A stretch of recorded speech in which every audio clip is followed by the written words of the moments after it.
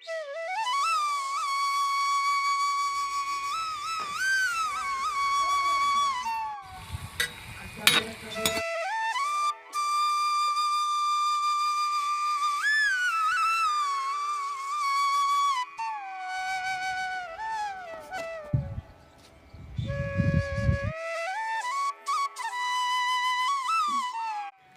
दोस्तों, राधे राधे, जय श्री कृष्णा। कैसे हैं आप सब? उम्मीद करती हूँ सब स्वस्थ होंगे, मस्त होंगे। तो दोस्तों, आप सभी का एक और न्यू ब्लॉग में फिर से स्वागत है। तो यहाँ पर हो गई है सुबह की शुरुआत। तो सुबह होते ही हो जाते हैं काम शुरू। तो आप लोग देख सकते हैं कि मैं नहा करके स्नान करके आ गई थी और पूजा करने के लिए। तो यहाँ पर मैंने माँ दुर्गा की पूजा की, जो कि 9 देवी चल रही हैं। ये है ब्लॉग आपका 7वें दिन का। तो आप मुझे माफ़ कीजिए, क्योंकि वीडियो बना लिया था लेकिन मैं डाल नहीं पाई हूँ, टाइम बिल्कुल भी नहीं मिला है। तो यहाँ पर मैं और साक्षी दोनों ही पूजा कर रहे हैं। तो पूजा कर लेंगे और उसके बाद हम चले जाएंगे माता पर। तो ये जो कि माता की पूजा होती है 11 से, तो उसे माता पर ही रखने जाते हैं, जो कि पतवारी माता होती हैं। वहाँ पर इस ले जाते हैं पूजा करके, हवन कर करके। तो यहाँ पर मैंने पूजा भी कर दी है और ठाकुर जी भी नहा दिए हैं, लड्डू गोपाल नहला दिए हैं, उनकी भी पूजा कर दी है और ज्योत भी जल रही है। तो पूजा करके अभी माता पर चले जाएंगे।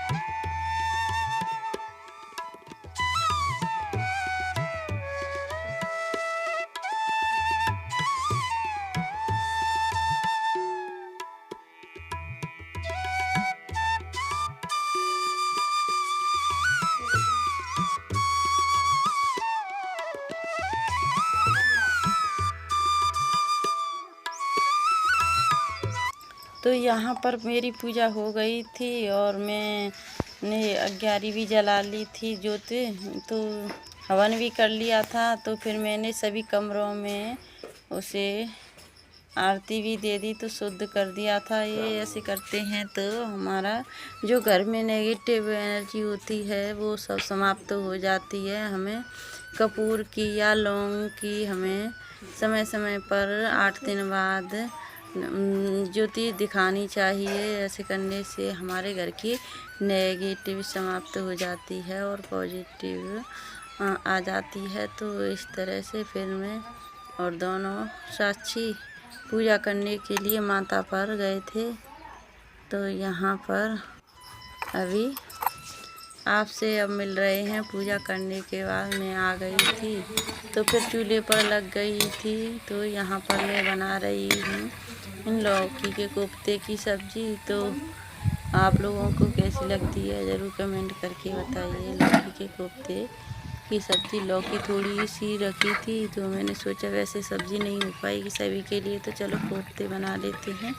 तो यहाँ पर मैंने कोफ्ते बना लिए हैं और फिर इसकी सब्ज़ी बनाएंगे। तो इसकी सब्ज़ी बहुत ही स्वादिष्ट लगती है और खाने में भी स्वाद, और बिना सब्ज़ी के वैसे भी खाओ तो ये पकौड़े अच्छे लगते हैं।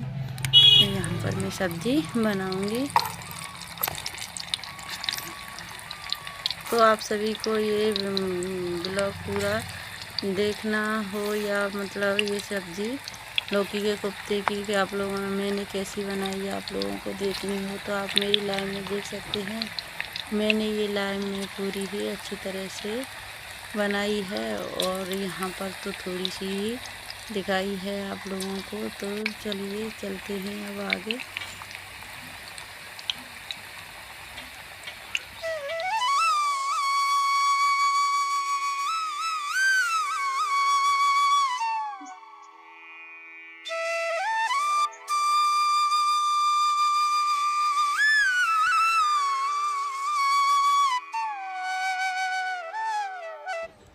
तो फिर उसके बाद मैंने सब्ज़ी बना ली थी कोफ्ते की और रोटी भी सेक ली थी। तो यहाँ पर सब्ज़ी और रोटी दोनों ही मेरी बन चुकी हैं। तो अब मैं रोटी दे देती हूँ सभी को। तो बच्चे लोग रोटी मांग रहे हैं तो बेटी परसने के लिए जा रही है।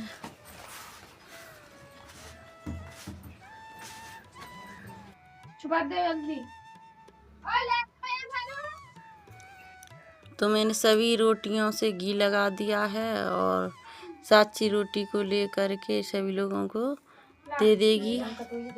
तो साथ ही ये लोग खाते भी जाएंगे गर्मा गर्म रोटी। तो ये है कोफ्ते की सब्ज़ी, आप देख सकते हैं इस तरीके से कोफ्ते की सब्ज़ी बन कर के तैयार हुई है। तो मुझे तो बहुत ही अच्छी लगती है, आप लोगों को कैसी लगती है ज़रूर कमेंट करके बताना। तो ये रोटी सब्ज़ी दोनों ही तैयार हो चुकी हैं। तो मैंने सभी रोटियों से घी भी लगा दिया है ताकि जो भी लोग खाएं तो उन्हें तुरंत ही परोसती जाएंगी रोटी। तो इस तरीके से मैंने चूल्हे में भी रोटी सेक ली है।